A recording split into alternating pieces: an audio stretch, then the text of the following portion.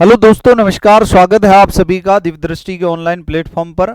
दोस्तों, हमने first shift की और सेकंड शिफ्ट की दोनों पटवार भर्ती के दोनों शिफ्ट की आंसर की निकाल दी है। यकीनन रूप से जो है ये 100% जो है शुद्ध आंसर की है। आप अपने जो है क्वेश्चन मिलान करके देख सकते हैं। पटवार भर्ती 2025 से संबंधित कुछ महत्वपूर्ण सवालों को लेकर के मैं यहाँ पर आपको इस वीडियो में उपस्थित हूँ। दोस्तों, सवाल आप देख सकते हो। कौन सी पारी का पेपर कठिन था? कट ऑफ क्या रह सकती है इसकी? कौन से प्रश्न हो सकते हैं डिलीट या होंगे डिलीट? दोनों प्रश्न पत्रों का स्तर क्या रहा था और विद्यार्थियों ने क्या गलती की थी? दोनों प्रश्न पत्रों में जो विद्यार्थी जिस प्रश्न पत्र को जिसने जो अटेम्प्ट किए क्वेश्चन, तो क्या विद्यार्थियों ने गलती की थी?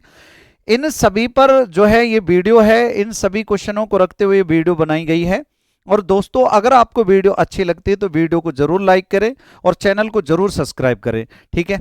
पहला पॉइंट, कौन सी पारी का पेपर था कठिन? तो दोस्तों, हालांकि दोनों पारियों का पेपर जो था वो बहुत बढ़िया था, इजी लेवल का था। कोई खास कठिन नहीं कह सकते, अपन मध्यम से इजी लेवल का कहेंगे उसको। ठीक है ना, मध्यम से इजी की ओर था वो, ना कि इजी से मध्यम की ओर। ठीक है। दूसरी बात, अगर फर्स्ट शिफ्ट की तुलना में बात करें, एक पारी से अगर दूसरी पारी की सेकंड शिफ्ट की बात करें तो सेकंड शिफ्ट का पेपर थोड़ा सा डिफिकल्ट था दोस्तों। अक्सर जो है सेकंड शिफ्ट का जो पेपर था वो थोड़ा सा डिफिकल्ट था। एक्सपर्ट की राय तो यही है, विद्यार्थियों का मानना भी अक्सर यही है। ठीक है। विद्यार्थियों ने कहा अक्सर गणित के हो, चाहे सामान्य ज्ञान के हो, चाहे हिंदी के हो, बजाय सेकंड पारी के फर्स्ट पारी के जो है सवाल थोड़े से सरल थे और सेकंड पारी के थोड़े से डिफिकल्ट थे। ये तो बात रही दोस्तों कौन सी पारी का पेपर कठिन था। इस पर अब देखो, ये तो बोर्ड के ऊपर डिपेंड करता है कि भाई बोर्ड किस पारी के पेपर को जो है डिफिकल्ट मानता है।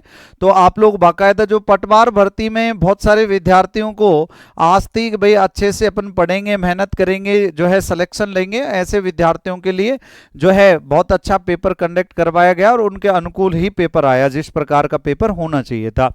तो फर्स्ट पारी की तुलना में सेकंड पारी का पेपर थोड़ा सा डिफिकल्ट बताया जा रहा है। हालांकि आप भी कमेंट करके बताना कि आपको कौन सी पारी का पेपर डिफिकल्ट लग रहा है, ताकि इस पर एक वीडियो और बना सकें हम। सर कट ऑफ, तो इस पर दोस्तों मैं आप लोगों को ये कहना चाहता हूं कि हम लोग सर्वे करवा रहे हैं।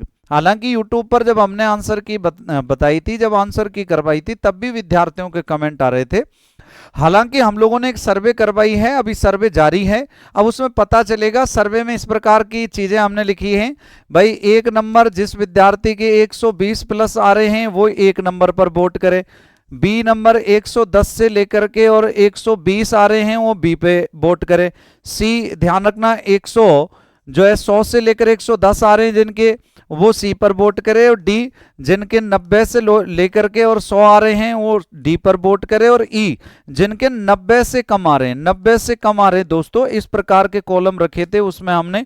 अभी भी वो वोटिंग जारी है, तो उससे हम लोग अंदाजा लगा देंगे। उससे हम जो है पिछली कट ऑफ को देखते हुए, पेपर के स्तर को देखते हुए और वोटिंग को देखते हुए, एक्सपर्ट की राय को देखते हुए, 4-5 चीजों को देखते हुए इस पर कट ऑफ की जल्दी आपको वीडियो बना देंगे। ठीक है ना। ये तो बात रही कट ऑफ की। अभी तो कट ऑफ पर कुछ कहा नहीं जा सकता, बोला नहीं जा सकता। कौन से प्रश्न होंगे डिलीट? दोस्तों, मैं आपको 2 से 3 ऐसे प्रश्न सामान्य ज्ञान के जो मेरी नजर में हैं जो डिलीट हो सकते हैं, और उनको आप ध्यान रखना। फर्स्ट शिफ्ट में ही क्वेश्चन था, ध्यान रखें कि भाई अजयराज चौहान ने कौन सी झील का निर्माण करवाया था। तो दोस्तों, उसमें जब आप विकल्प देखोगे तो फतेह सागर झील मिलेगा, पिछोला मिलेगा, आना सागर मिलेगा, बाल समंद मिलेगा। अब इनमें से एक भी झील ऐसी नहीं है जो अजयराज चौहान ने बनवाई हो, तो एक प्रश्न तो ये डिलीट हो सकता है फर्स्ट शिफ्ट का। दूसरी शिफ्ट का प्रश्न डिलीट हो सकता है कि भाई एक प्रश्न पूछा गया था कि औरंगजेब की मृत्यु के बाद में कौन मुगल शासक बना। तो औरंगजेब की मृत्यु के बाद में मुज्जम उसका बेटा शासक बना था, जिसको बहादुर शाह फर्स्ट भी कहते हैं, जिसको साहेब अकबर भी कहते हैं। और देखो, उस प्रश्न में मुज्जम भी विकल्प में था और बहादुर शाह फर्स्ट भी विकल्प में था। तो सेकंड शिफ्ट में ये प्रश्न डिलीट हो सकता है, ध्यान रखना। ये दोनों प्रश्न तो मेरे सामान्य ज्ञान में, मेरी नजर में है। बाकी और भी आप लोगों को बता देंगे इस वीडियो के माध्यम से। तो मैं आप लोगों को जो नज़र में प्रश्न आए हैं उनको बता रहा हूँ। आगे जो दूसरी वीडियो बनाएंगे उस पर बहुत अच्छे से बनाएंगे। हम लोगों ने महामैराथन ली थी क्लास, उस महामैराथन में से अधिकांश प्रश्न थे, और मैं ये नहीं कहता प्रश्न भी बहुत सरल थे, मैं ये नहीं कहता कि भाई हमारे पढ़ाए हुए प्रश्न आए थे, तो ऐसा नहीं है कि भाई अधिकांश जिसने भी टीचर ने मेहनत करवाई है बहुत बढ़िया से मेहनत करवाई है। सर दोनों प्रश्न पत्रों का स्तर क्या रहा?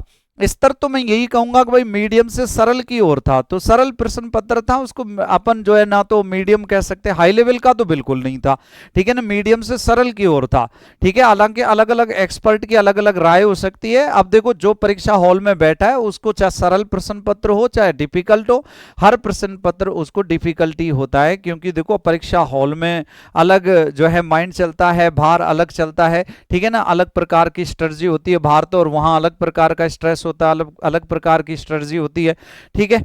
तो यही कहूंगा इस स्तर पर। तो सर विद्यार्थियों ने क्या गलती की? अधिकांश विद्यार्थी जब हम जो है आंसर की सॉल्व करवा रहे थे तब विद्यार्थी कह रहे थे कि सर हमने जो है सरल के चक्कर में फंस गए। तो दोस्तों अधिक सरल प्रश्न पत्र भी नहीं होना चाहिए। जब प्रश्न पत्र अधिक सरल होता है तब भी बहुत ज्यादा नुकसान हो जाता है। क्यों नुकसान हो जाता है? कि विद्यार्थी ऐसे सरल प्रश्नों को बहुत ज्यादा गलत कर देते हैं, चारों ऑप्शन एक जैसे लगते हैं, ठीक है, ए को सही करें, बी को सही करें, डी को सही करें, कि सी को सही करें। तो प्रश्न पत्र सरल था तो इस वजह से विद्यार्थियों ने बहुत ज्यादा जो है गलतियां की, ठीक है ना, सरल के चक्कर में विद्यार्थी बहुत ज्यादा जो है मारे गए। यानी कहने का तात्पर्य बहुत ज्यादा विद्यार्थियों को नुकसान हुआ। खैर जिसने भी मेहनत करी है, अच्छे से एग्जाम अटेम्प्ट किया है, जिसकी रणनीति अच्छी थी, जिसका प्लान अच्छा था, जो बहुत बढ़िया ढंग से पढ़ा, उस विद्यार्थी को तो कोई रोक नहीं सकता, 100% उसका सिलेक्शन होगा।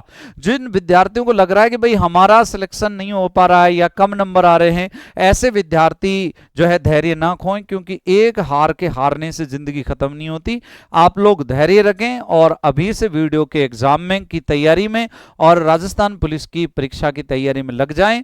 और दोस्तों पॉजिटिव रहें। आप लोगों को ये 2025-26 में आप लोगों को जरूर नौकरी मिलेगी, 100% मिलेगी, ऐसा मेरा मानना है, ऐसे मेरे दिल से आपके लिए दुआ है। बहुत बहुत धन्यवाद। राम राम, नमस्कार, जय हिंद, जय भारत। थैंक यू सभी को, थैंक यू सभी को।